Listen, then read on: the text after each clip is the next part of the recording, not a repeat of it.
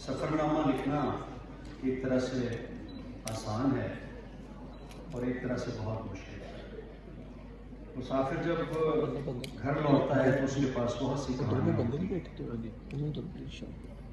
और अगर मुसाफिर को कहानी कहने का हुनर भी आता है तो वो फर्रुख सुहेल गोंदी बनते हैं। उनका सफ़रनामा आज डिस्कस करते हैं। सफ़रनामे में बात एक से ज़्यादा तरह से हो सकती है। एक तो वो जो इसमें लिखा गया, और एक वो जो ये लिखना चाहते थे नहीं लिख सके। इस तरह से कि इसमें इनका नज़रिया वो क्या था, इनके ख्वाब क्या थे, और वो दूसरी तरह से ये कि जब वो ख्वाब टूटे तो इन्होंने अपने आप को इस तरह से दोबारा एक नज़रिए के तहत रीबिल्ड किया।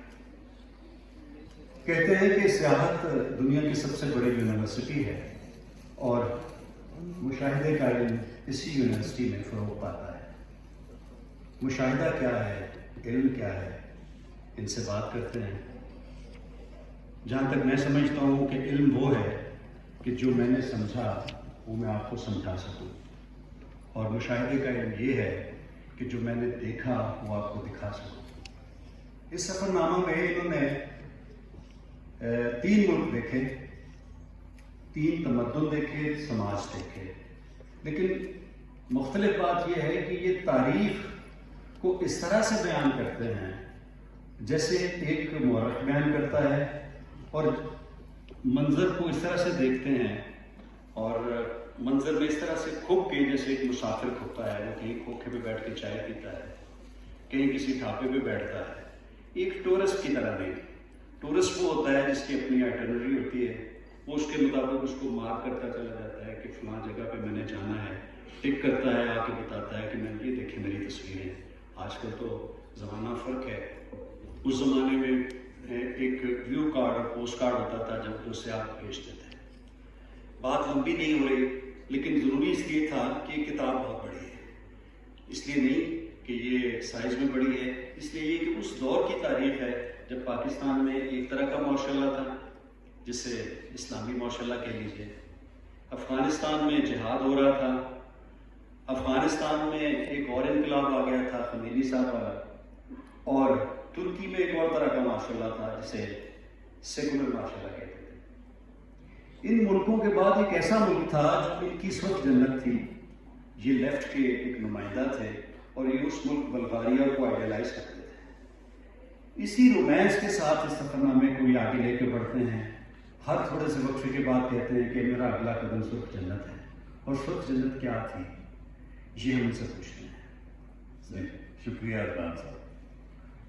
देखिए, पाकिस्तान में हम बचपन में सुनते आए थे, जहाँ कम्युनिज्म है वहाँ रोटी के लिए लंबी कतारें लगती हैं, वहाँ जबर है, वहाँ पर मुल्हिद लोग हुकूमत करते हैं, वहाँ पर काफिर लोग हुकूमत करते हैं। एक ऐसा मुल्क जो अमरीकी इत्तेहादी मुल्क था और जहाद अपने पीठ पर था। मेरे लिए बड़ा सवाल था कि उस मुल्क के लोग जो अपना नमाज जनाजा पढ़ते हुए अपनी लाइनें दुरुस्त करवाने की इमाम साहब कोशिश करते हैं, तो लाइनें दुरुस्त नहीं होती, वो उस रोटी की लाइन पर तनकीद करते हैं। दूसरा, मैं चूँकि एक्टिविस्ट भी था, तारीख में मेरी दिलचस्पी है और फिर समाज में, तो मैं उस सुर्ख जनरल जिसको मैं अब्दुल्ला मलिक की किताबों में पढ़ता था और लेफ्ट के लोगों की किताबों में, बाबा सोशलिज्म शेख रशीद साहब से मैंने बल्गारिया सुना था, क्योंकि वो बल्गारिया की फादरलैंड पार्टी के ऑनरेरी मेंबर थे। और ये एक बिल्कुल अनोखा सा सफ़र था। दुनिया में उस वक्त कोई सयाह कम्युनिस्ट मुल्कों में सियाहत करने नहीं था जाता, उसको ममनू मुल्क कहा जाता था। पासपोर्ट पे बल्गारिया या किसी कम्युनिस्ट मुल्क की एंडोर्समेंट का मतलब था कि आप जेल में चले गए, वहाँ से होकर आने का मतलब जेल में चले गए, जो कि इसमें लिखा है। तो मैंने एक मंजिल बनाई, हिंदुस्तान के पहले 3-4 सफ़र किए। जब मैं 18.5 साल का हुआ, चूँकि मुझे सियाहत का उससे पहले भी शौक़ था, मैं तो इंतज़ार कर रहा था किसी दिन 18 साल का हूँ।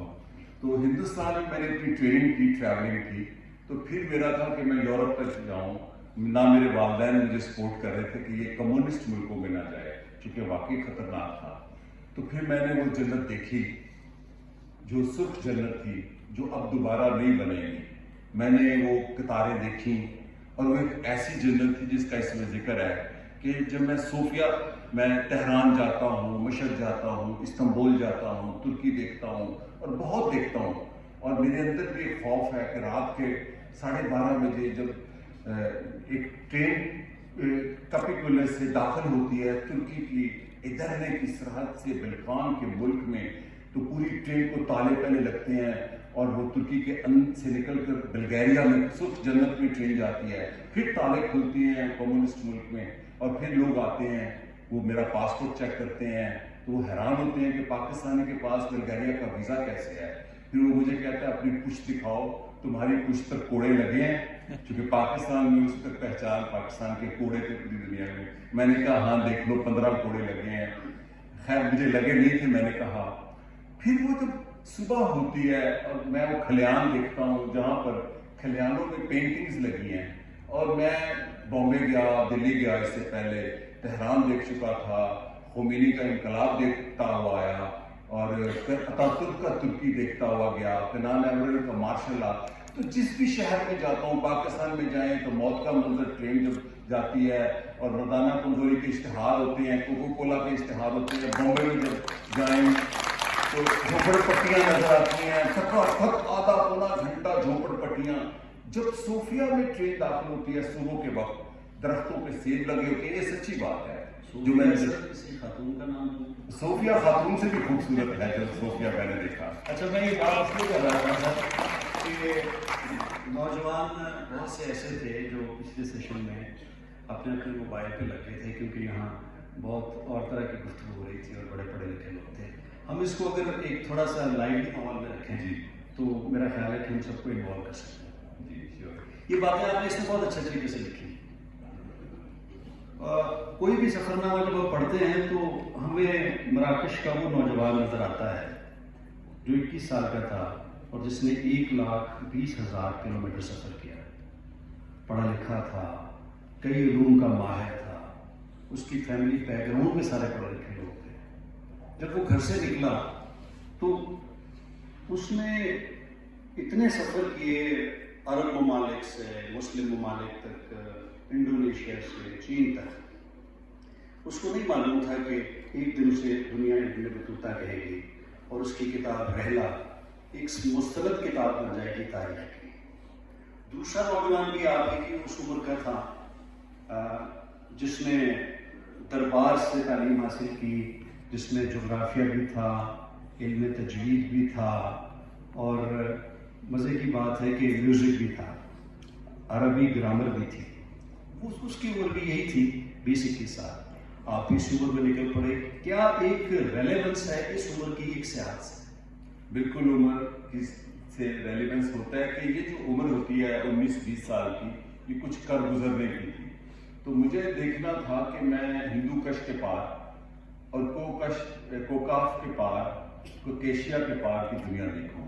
اور میں نے یہاں اپنے سفر نامے میں 2 آئیڈیل اپنے ٹریولر لکھے ہیں. لوگ ابن بطوطہ، واسکو ڈی گاما کو چونکہ ترجمہ ہوا ہے. میرے 2 بڑے آئیڈیل ہیں. اولیا چیلبی جو 16ویں صدی میں ایک ترک ٹریولر تھا جس نے آٹومن امپائر کی ساری سرحدات کو دیکھا، اور وہ ٹریولر آج بھی اس کے ٹریولاگ جیسے ابن بطوطہ کی کتاب ریفرنس کتاب ہے واسکو ڈی گاما کی. دوسرا میرا آئیڈیل تھا الادریسی، میں پڑھ چکا تھا اس پر. اور الادریسی اسپین کا ٹورسٹ تھا، مسلم اسپین کا. یہ وہ ٹورسٹ تھا جس نے، اور یہ بھی 21 سال کا تھا، یہ 800 سال سب سے پہلے البیرونی سے بھی کچھ سال پہلے اس نے اس وقت اناطولیا اور ترکی دیکھا جب ترک ابھی اس خطے میں نہیں تھے آئے اناطولیا کے.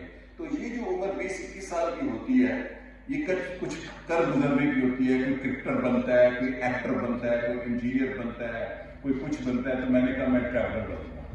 آپ میں کچھ اس پہ ٹائم تھوڑا ہے اس لیے میں چاہتا ہوں کہ زیادہ سے زیادہ اس طرح کی باتیں کی جائیں جو اس کتاب سے متعلق تو ہوں. کتاب جب آپ پڑھیں گے تو آپ ایک اور دنیا میں جائیں گے، یہ باتیں اور طرح سے آپ کو اس دنیا میں لے کے جائیں گے. سر بہت سی ایک ہماری بڑی روایت ہے سفر نامے کی جو افسانوی اور رومانوی انداز ہے.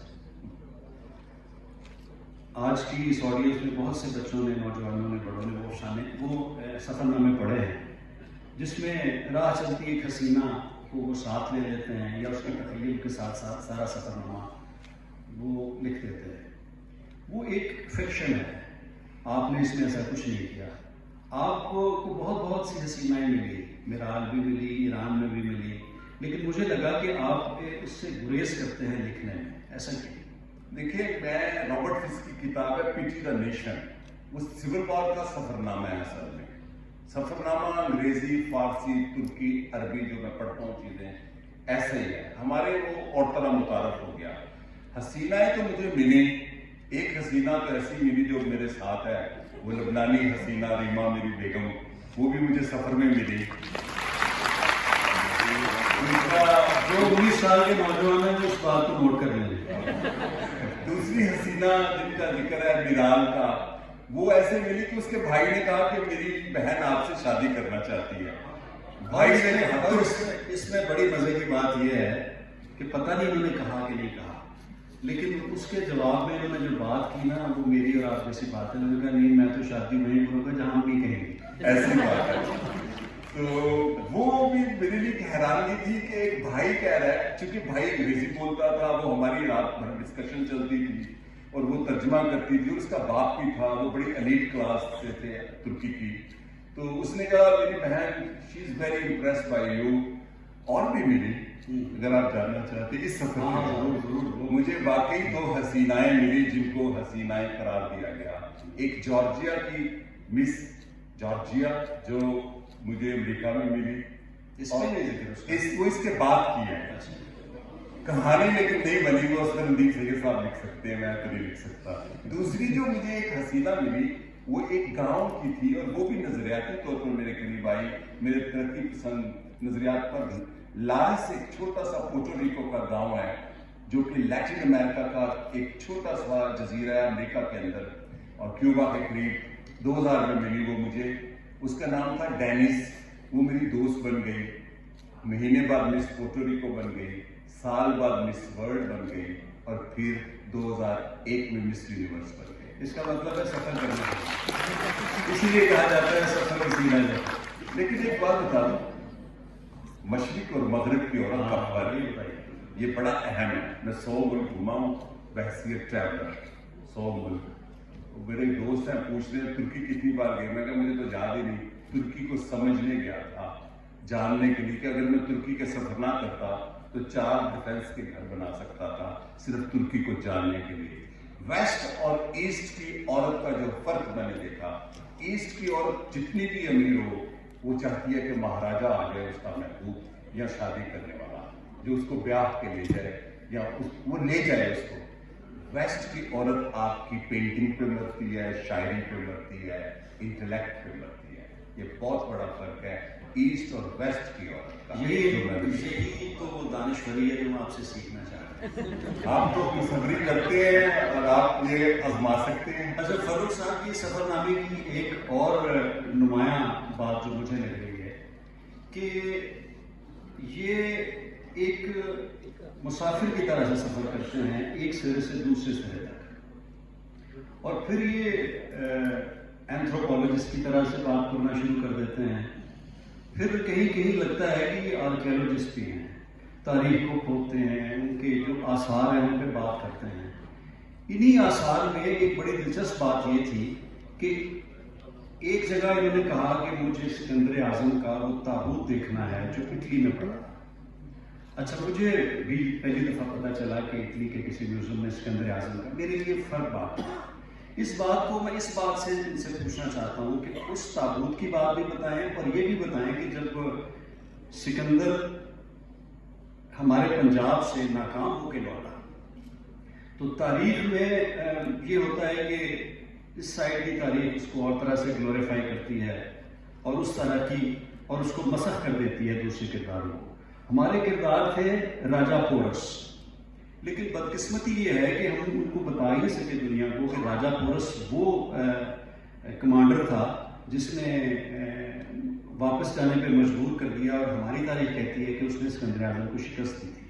سر اس کا بتائیں اور یہ بتائیں کہ وہ جب آپ نے دیکھا تو آپ اتنے خوش کیوں ہوئے اس کا دیکھ کے؟ دیکھیے میں بیسیکلی پولیٹیکل سائنس کا آدمی ہوں، لیکن میرا جو پڑھنے کا شوق ہے سیولائزیشن ہے، اینتھروپولوجی ہے، ہسٹری ہے، پری ہسٹورک پیریڈ ہے، اور اس کا میں بڑا عاشق ہوں، چونکہ اس کو میں نے جتنا بھی مواد ہو سکا پڑھا. مجھے ایک خاتون ملتی ہے روشنی، جو تودے پارٹی کی، کمیونسٹ پارٹی کی بھگوڑا ہوتی ہے، یعنی کہ بھاگ کر جاتی ہے ایران سے، اس کو سزائے موت ہو جاتی ہے ایران میں. تو اپنے جیسے مل جاتے ہیں، تو وہ ایک دن کہتی ہے تم مجھے استنبول دکھاؤ. پھر میں کہتا ہوں، پھر وہ کہتی ہے، میں اسے کہتا ہوں تم مجھے آج استنبول دکھاؤ. تو ہم استنبول دیکھتے ہیں، کیونکہ اس نے جلا وطن ہوئی ہوتی ہے انقلاب کے بعد، جب کمیونسٹ اور اسلامسٹ اور نیشنلسٹ لڑتے ہیں.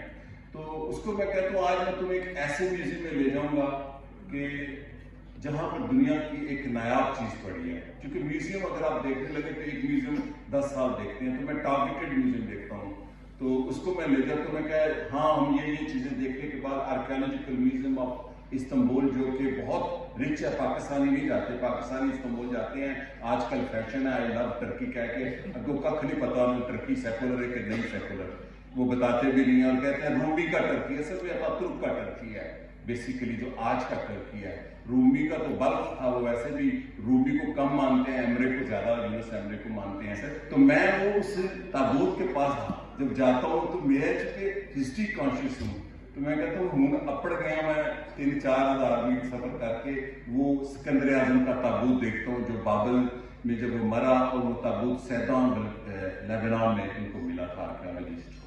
تو وہ میرا ترکی کی تاریخ بہت زیادہ تعداد تاریخ ہے کہ میرا بھی ایک سفر ہوا تو میں نے ایک شخص سے پوچھا کہ آر یو اے ٹرک؟ تو اس نے بڑے افتخار سے کہا نو آئی ایم رومن. اس میں اتنی تہذیبیں، اتنے لوگ اور اتنی ثقافتیں ہیں، اور وہ سب کو اون کرتے ہیں. ترکی کا کانسیپٹ ہماری طرح سے اسلامی یا نظریاتی نہیں، وہ سب کو ملت کہتے تھے جب سلطنت عثمانیہ تھی. بالکل اس بات کی بے انتہا خوبصورت وضاحت اس میں ہے اور تاریخی حوالوں سے ہے کہ ترکی کی ترقی کا راز کیا ہے اور اتا ترک نے کیا کیا. سر اتا ترک کی اتنی لمبی تقریر جو 37-38 گھنٹوں کی تھی، اس کے بارے میں بتائیں. میں چاہتا ہوں کہ نوجوانوں کو یہ بتائیے کہ اتا ترک کو ہمیں جیسے بتایا گیا، ایک طرح سے مس کر کے بتایا گیا کہ نہیں وہ تو بڑا اس نے دین پہ پابندی لگا دی تھی، یہ کر دیا تھا. حالانکہ ایسا نہیں تھا. اس نے جب اپنا انقلاب شروع کیا تھا، اس نے اپنی جنگ شروع کی تھی، تو اس نے پہلا جو اعلامیہ جاری کیا تھا کہ فلاں اللہ کے ولی کے مزار سے اور اللہ کے فضل سے شروع ہو گیا اور یہاں سے بات شروع کی. یہ بتائیے. دیکھیں یہ ہمارے ملک میں ٹرکی کو پچھلے 7-8 سال سے جب پاپولر ہوا تو یہاں ایک خاص سوچ ہے، وہ ترکی کو چھپانا چاہتا ہے. وہ ترکی نہیں ہے جو یہاں پر لوگ لکھ رہے ہیں الوداع اتا ترک. 3 دن پہلے میں ایک یونیورسٹی کے سیشن میں تھا، تو وہاں ایک پاکستان کا بڑا آدمی ایک نئی تاریخ بتا رہا تھا ترکی، کہ انگریز نے اتا ترک کو کہا ترکی بنا لو اور سلطنت. میں نے کہا اگر یہ اس کی ویڈیو ٹرکی میں چلی جائے اردوان کی حکومت میں، یہ کبھی ترکی داخل نہیں ہو سکتا. اتا ترک نے 7 جنگیں لڑی. اس نے جو میں نے اس کتاب میں بڑا ذکر کیا ہے، 7 جنگوں کا فاتح ہے. وہ تحریک ترکیہ کوئی جلسوں کی تحریک نہیں تھی. 7 اور Australia, New Zealander, British, French, Italian, Greece, ان فوجوں کو شکست دینے کے بعد، اور پیسنٹ ریولوشن تھا اس کے ساتھ، سارے ترک تھے. آخری جنگ جو جنگ سکاریہ تھی، اس میں میں نے ذکر کیا ہے کہ جب جنگ میں وہاں گیا ہوں دوملو پہ نار، اور ترک ایسے پسند عاشق ہے، پسند نہیں کرتے تھا ترک کو.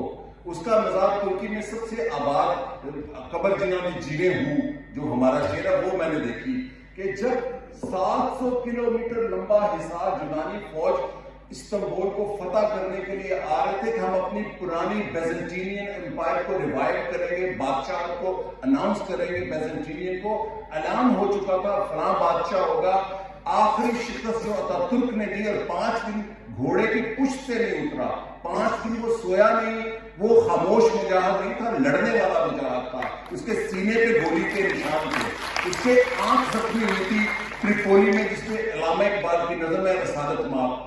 7 جنگوں کا فاتح جب یونانی فوج ساری گرفتار ہوتی ہے اور شکست ہوتی ہے، تو اس کے کمانڈر یونان کا جھنڈا بچھاتے ہیں کہ ہمارا جو سپاہ سالار ہے اس جھنڈے کے اوپر سے گزرے گا تو اس نے کہتا ہے this is the dignity of a nation, this is the dignity of Greek nation, I will not walk on the Greek flag, remove this flag. یہ بڑے لوگ ہوتے ہیں. اس نے اور وہاں پر ان یونانی جرنیلوں کو گرفتار ہوئے, وہ جنگی قیدی بنے جو ہم 16 دسمبر کو ہم منائیں گے اپنا سکوت ڈھاکہ, جیسے ہم نے ہتھیار ڈالے ایسے یونانیوں نے ہتھیار ڈالے.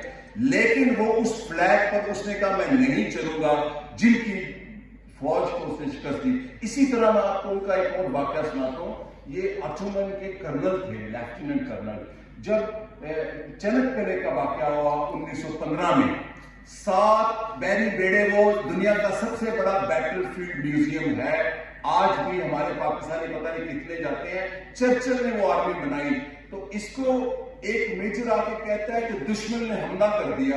اتاتürk کہتا ہے تو پھر کیا ہوا جب حملہ کرتے ہیں دوڑ لگاتے ہیں. اس نے دنیا کی شارٹیسٹ تقریر کی, I am not ordering you to fight, I am ordering you to die. وہ جنگ لڑتا ہے. آپ جا کے اینزیک گیلیپولی کی جنگ پڑھیں.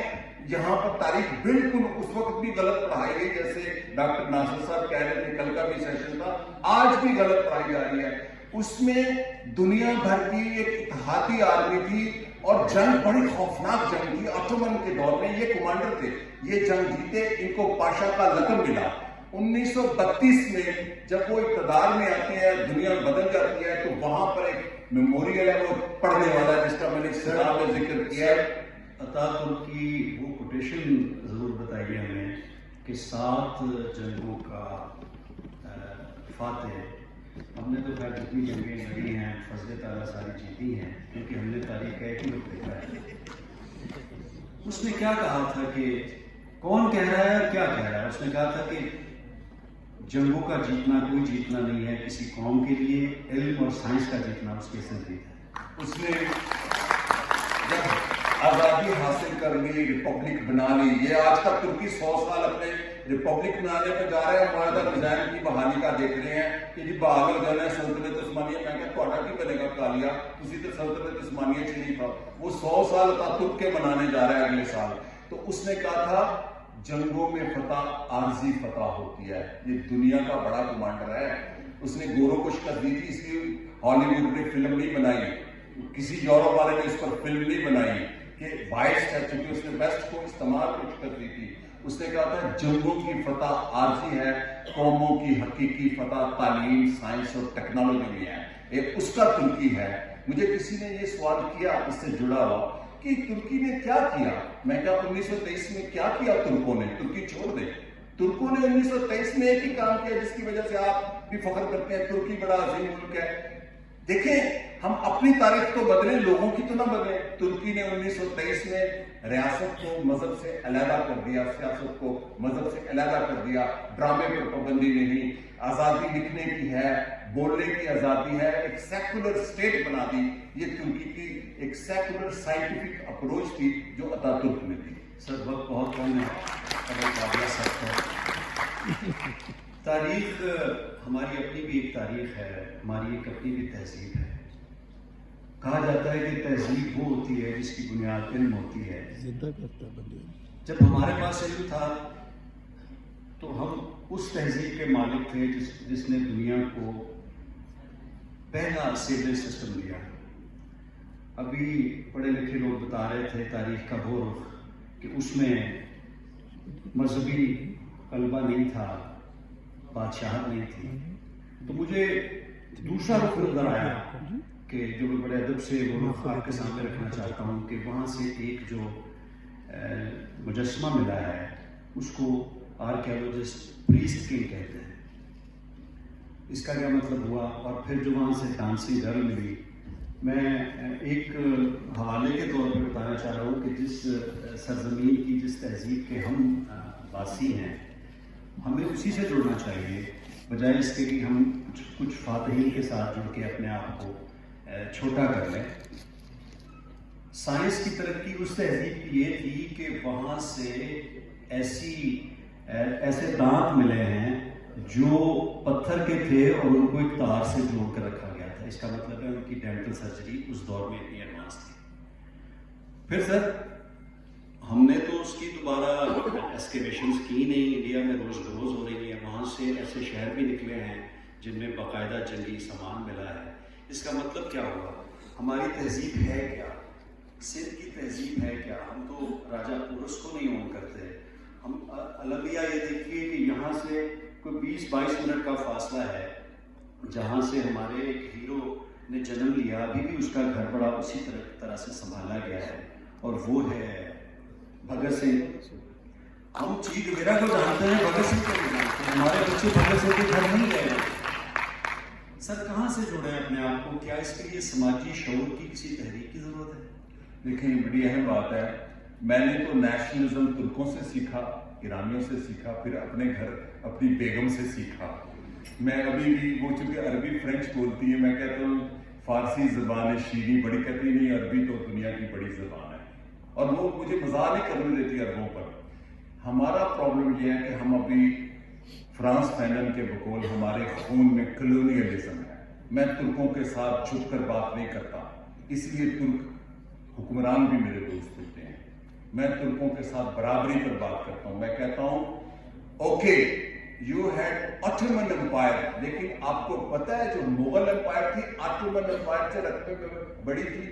میں یہ کہتا ہوں امیڈیٹ پرائڈ پر، منجو داڑو کے بعد کی بات کر رہا ہوں، کہ ہم نے دنیا میں مسلمانوں میں 4-5 بڑے مرکز ہوئے ہیں، بغداد، اسپین، آٹومن اینڈ ہند۔ کسی کے پاس تاج محل نہیں ہے۔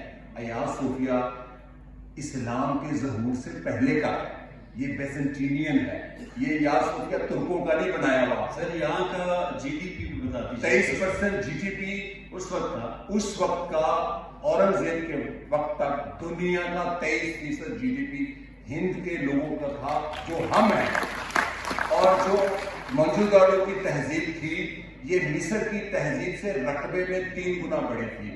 اور ہم لوگ جو ہیں، میں کلونیلزم کی وجہ سے، یہاں امجد طفیل صاحب کا یہ بڑا سبجیکٹ ہے، ہماری تاریخ ہم سے، اس کو میں کہتا ہوں میموروسائٹ، یہ ایک نئی ٹرم ہے کروشین پروفیسر کی، ہمارے سے ہماری میموری سے ڈسکنیکٹ کیا جا رہا ہے، ہماری تاریخ سے، سرزمین سے۔ میموروسائٹ ہوتا ہے جیسے جینوسائٹ ہوتا ہے نسل کشی۔